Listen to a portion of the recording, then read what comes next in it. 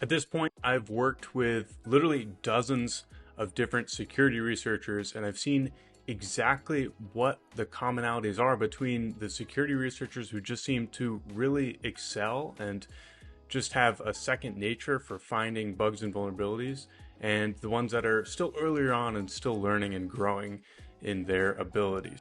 And so out of all of these experiences working with a vast array of different security researchers and observing all these things, I've seen 7 things that commonly appear to make the difference between somebody who is earlier on, that person who, maybe is still making the $43 in a Sherlock contest or a Code Arena contest versus that person who is making the $23,058 from that contest. What is the huge difference between those two people, right? Those two people could put in the same exact amount of time and effort, but have vastly different payouts. So what are these 7 things that can create this difference? Today I'm going to go through each of these things, and hopefully you'll get some ideas of how you can start to implement these on your own to be able to bridge that gap yourself.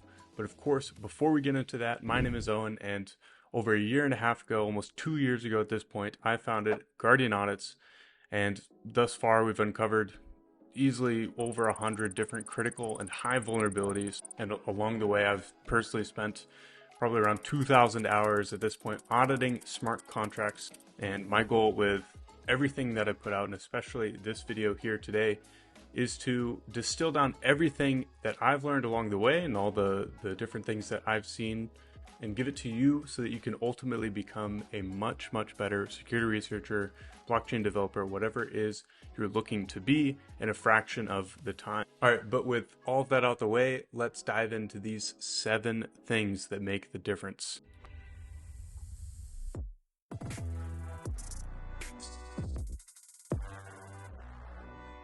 All right, amazing. So we are about to dive into the 7 things that basically make an elite auditor, or at least contribute to becoming an elite auditor.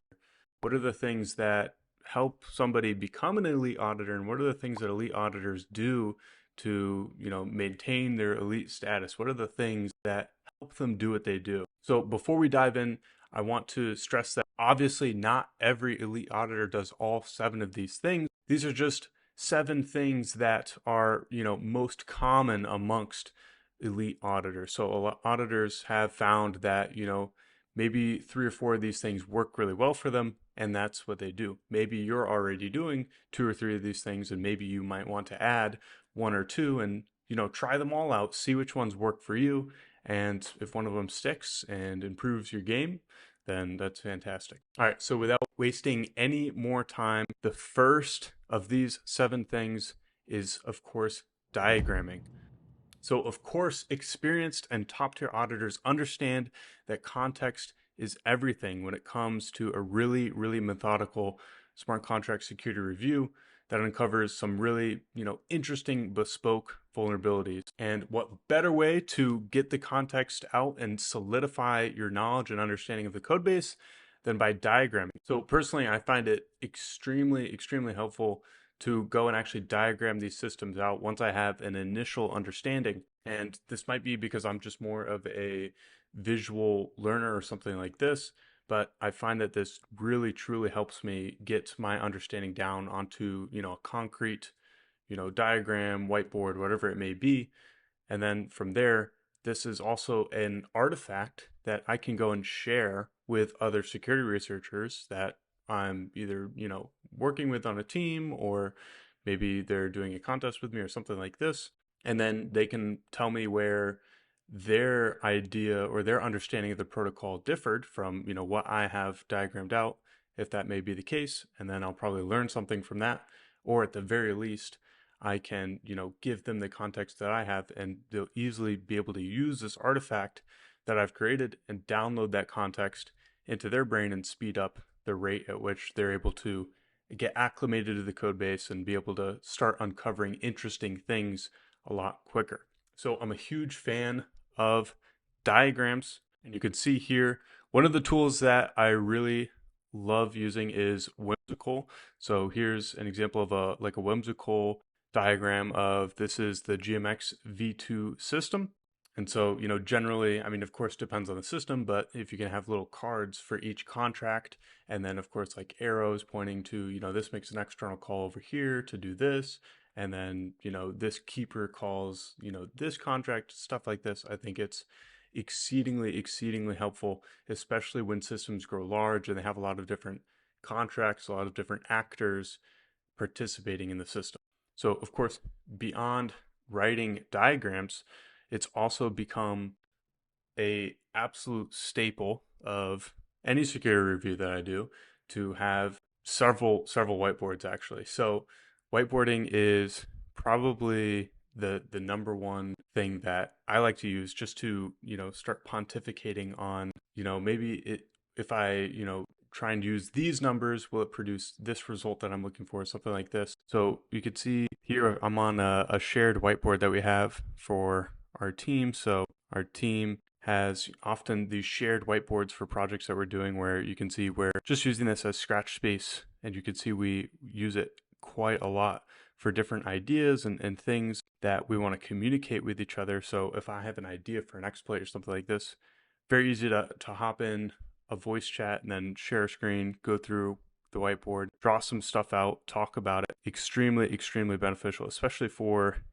potentially like some more complex scenarios. Like you can see some of these graphs have, a little bit some complex ideas that are going on. And so 100% I would not be able to communicate these ideas without having, something, even communicating with others, drawing it out, but even just, trying to think about it myself and being able to solidify these ideas myself and think through these different potential vulnerabilities and things like this. So in fact, even beyond just a shared virtual whiteboard, I like to have a small little whiteboard that I can use just sitting here as, so I can literally be looking at the code base and writing things. Often, this is good for, walking through math formulas or things like this. I've got some funding fees stuff written there right now, but that's an essential. And then of course behind here on the wall I've got the actual big whiteboard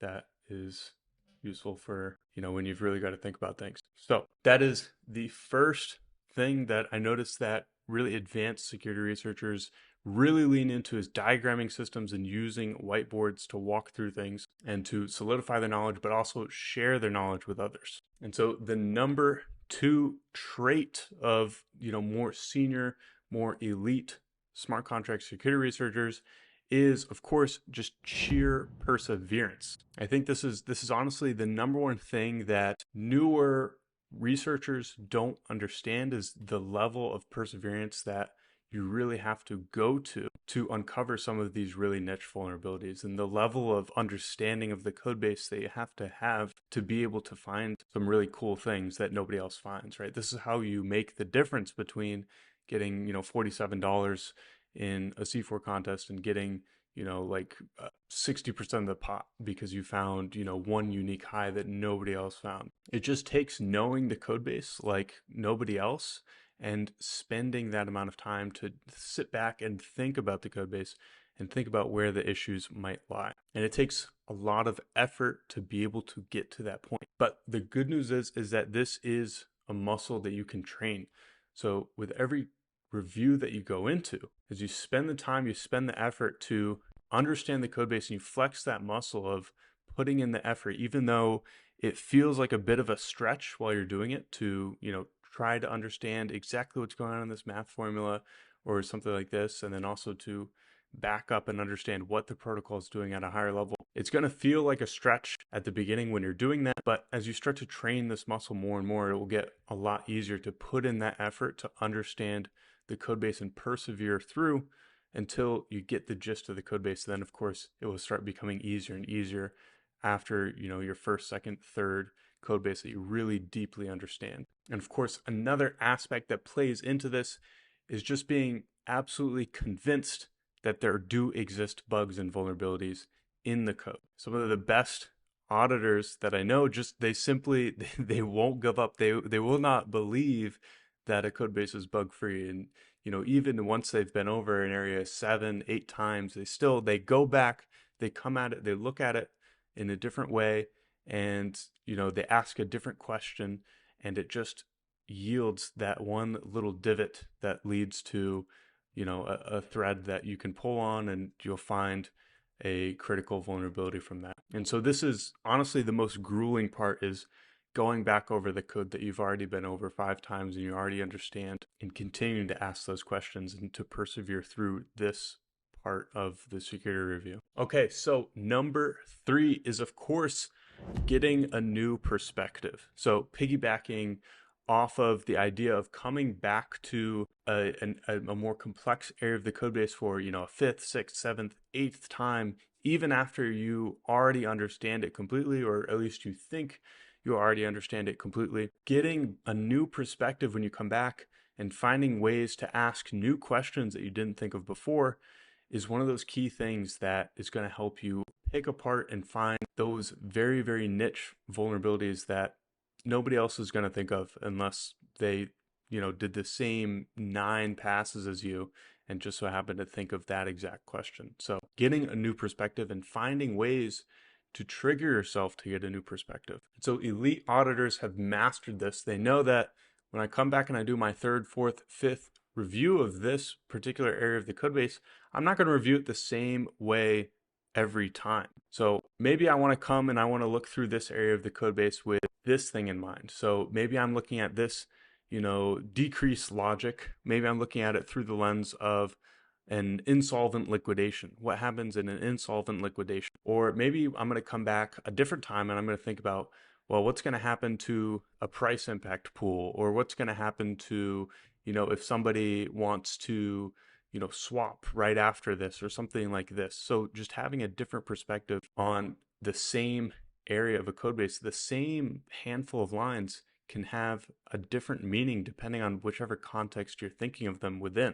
And if you're coming back to the same set of lines, but you have the right question that you're asking in the right context that you're looking at it within, you're going to get different things out of those same exact lines than if you're just literally reading them line by line and saying, yeah, that makes sense, or, I understand why this is happening. And so a few things that I've picked up that have helped me to do this and to get a little bit better at this is to, first of all, take a step back from the code. So I've noticed that the more complex the code base gets, the more time I spend not actually reading the code, but thinking about the code base. And this helps me dramatically to get a new perspective.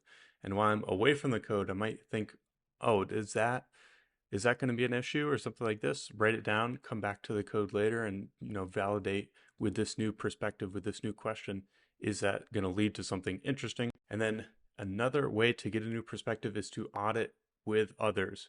So after you've already been through your first few passes and you understand the code base to a decent degree, I've found that a really great way to get a new perspective is to do sort of like a pair audit with at least, one other person.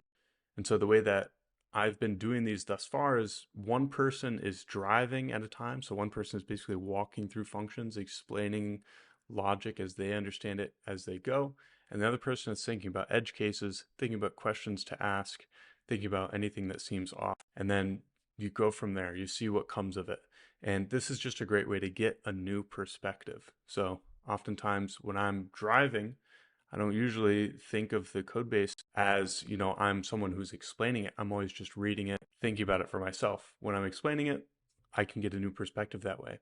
And then also the person who is not just, going line by line explaining stuff, their whole job is to think about edge cases and things that can go wrong and steer the conversation in an interesting direction. So that person gets a new perspective in that way. That's what we've been trying out. We flip off every 30 minutes, and it's something that we like to do. So definitely experiment with it yourself, see how it goes, and let me know if it works out for you. Okay, number 4 is tooling. So of course, the most successful auditors really know how to leverage their tools, and they have absolutely mastered things from, even just writing really great POCs to implementing, full-on fuzzing harnesses, or even going all out and doing formal verification. And this can afford them massive leverage, and it equips them with tools that, earlier beginner auditors don't necessarily have, or at least they're not entirely familiar with. They don't know how to leverage them. And it gives them the ability to uncover really interesting vulnerabilities. They've diversified their approach to uncovering vulnerabilities. They're not just one trick reading a code editor and manual analysis, just going brute force trying to find stuff. They can actually go and dynamically see, like, oh well, this seems like an issue if this invariant is broken, and then quickly write up a fuzz test, write up even formal verification proof, or basically run those invariants through a formal verifier and go ahead and see if that invariant passes or fails. And if you're able to come up with a counterexample, well, then you can debug that back to the root cause and figure out exactly why that counterexample came up. And a lot of the times, finding that counterexample and then debugging back to the root cause is vastly easier than just by chance finding the root cause on manual analysis and then figuring out, okay, this is the bad thing that it can cause, finding the invariant that gets broken. So really, really successful elite auditors have mastered both. They can, uncover the great manual analysis findings, but they can also write the invariants that are core to the protocol, run the fuzzing tests or the formal verification to get to those root causes that otherwise probably would have been nearly impossible to uncover with manual analysis. Okay, number 5 here is organization.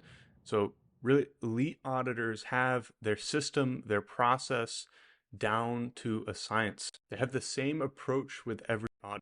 Their findings, their notes, their knobs, their invariants are all meticulously tracked, even down to the amount of time that is spent on a security review. And when they notice something, they write it down. They don't let that idea vanish away into the ether. For me, it has been extremely helpful to really dial in my approach to the organization of an audit in terms of just the process that I take. So over the months and, well, I guess at this point the years of auditing, I've gone from a very amorphous just read the code and like write down the findings approach to a more time boxed and organized approach. So of course, in the beginning, I would just go ham. I would just read code and I'd write things down, right? And there was no science to it. There was no focus or organization, and there were no goals to exactly what I was doing. But now what I've gotten to today is, I would like to think a pretty well organized approach to auditing. So of course, working with a team aside and all of the organization that goes into that, when I'm personally sitting down for a session or some time that I want to spend auditing, instead of just going ham and just looking at whatever I want to look at, I start out by writing out some goals for the session. So whether it's lending protocol, options protocol, perpetuals protocol, whatever it is, I'm going to write down some goals of things that I want to understand, things that I want to look into during the time that I've set ahead. And I'm going to write this on my notes app. And so you can actually see here, this is one of the notes that I created. So when I'm doing a review, I used to, since we share findings in Discord, I used to open threads and stuff for findings as soon as I found them. But one thing about having Discord open is, you get those notifications and you always feel the need to go back over to Discord. It just interrupts you. So no longer do I have Discord open. What I do is I read the code as I'm going through, doing, think about whatever needs to be thought of. When I find something, I write it under findings, like a findings section here. And then at the end of the session, what I'll do is copy and paste the findings here into a Discord thread or, wherever you end up putting your findings. So you'll see I have got goals laid out here. I'll have, something interesting like, okay, I want to understand how they increase a position or something like this. That's my goal for the session. Then I write down any notes, interesting things that, I want to share with the team and paste into the Discord when I'm done. Interesting stuff like this, or any invariants that I think would be good to add to our fuzzing harness that we're creating. Those would be, something that I would write in notes. And of course, any findings that I come up with, I'm going to write them out here. And then anything to follow up on, to do stuff to look into. And so this is what I'm going to write out before diving in.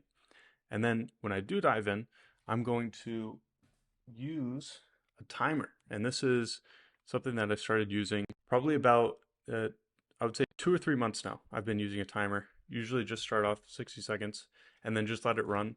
And this has been wonderful at keeping me focused and, having an actual sense of time boxing this thing so that you don't end up sitting there and just reading the same line over and over again because you're just aimlessly going in without a goal and you just have no time limit. So I'm just reading the code, man. No, you're actually accomplishing a goal and you have a set time limit to do that. And then, after the time limit is up, get up, take a break, maybe come back 15 minutes later, do another session, have some more goals. And this has been really fantastic. It enabled me to be just a lot more effective and I think really increase the number of lines that I'm able to effectively review in a day. Okay, number 6 here is questions, questions, questions. You want to be asking yourself many questions, asking the code many questions, and even in some cases asking the developers and of course your team members many questions. So of course curiosity is one of the best traits that a security researcher can have. And more often than not, when you ask the right questions, you find those really, really big critical vulnerabilities. And even if you don't end up finding a vulnerability by asking a specific question, you come to understand the code base more. In fact, the more questions that you ask and get answered, the more pieces of information that you have to construct your overarching mental model of the code base. And so in the beginning, definitely, I might even write this as a goal, just different questions that I have, and then that will be a goal to go look at the code, read this until that question gets answered. And then, of course, if you're working with others, leverage those people because those people are, in many cases, a better interface for understanding the code base than the code itself. So if I could, really like just throw myself at the code and, just give it like 6 hours to understand this one concept. But instead of doing that, I could ask my teammate, my fellow auditor, hey, did you look at the funding fees yet? Could you just explain those to me? That would save you 6 hours. And so if you can save 6 hours and get an understanding, a basic understanding, then of course, now you're going to be able to go and like, oh, now that I'm looking at the code, yeah, this is lining up with what he was saying. And a lot of people will say that, oh, you don't want to ask other people for questions or, you don't want to talk to the developers because you're going to ruin you're going to get their assumptions or something like this. As a security researcher, I think you have to be good at ignoring assumptions and questioning everything. And so I don't believe that. I think that asking questions and getting context to speed up the security review and spend as little time on, the annoying stuff of just understanding how it works. I think it's good to just skip that because in a security review, you only have a limited amount of time. We've got to get over the basic stuff so we can start questioning the actual interesting bits. And you've got to be good enough to just, to understand it fully yourself, get over that hump. And then once you understand it fully, you can see where the assumptions lie. And if you can't see where the assumptions lie, then you don't understand it well enough. And so asking questions is always, in my opinion, critical to getting on that path to understanding the code base well enough. And so, of course, this is something that I included here as honestly one of the most important things to do when you're doing a security review. Okay, number 7 here is, of course, iteration. This is the only way you get better, is you put in the work and then you reflect on it and you see what are the things that I missed or how could I improve my process, right? My auditing process today, I didn't start like that, right? I iterated and kept adding things like the notes and goals and a timer and things like this until it worked better and better and better for me. And then, I hope I continue to iterate and continue to improve from here. But likewise, if you compete in a contest, then when the contest is over, scour through all the findings and make sure you understand exactly what each thing that you missed is.